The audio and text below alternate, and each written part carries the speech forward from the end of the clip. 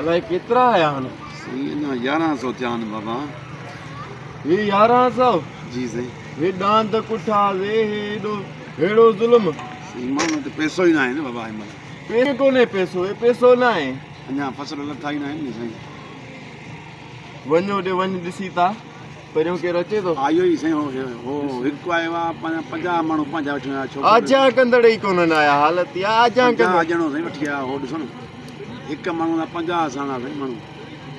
हिन घणा लिखराया? इन साईं 300 रुपया। हे हिकु ॿ टे हेड़ा साण दो हेड़ा साण दो लिखराए इन 300 रुपया साईं इन। और हिन इन साईं 100 रुपया।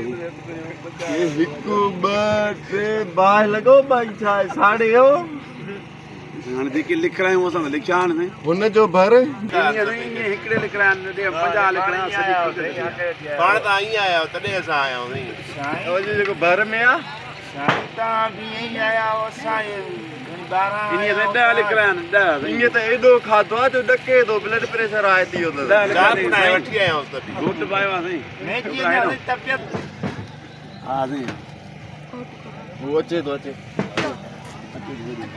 भर न बाहि लॻे तोखे सम्झायो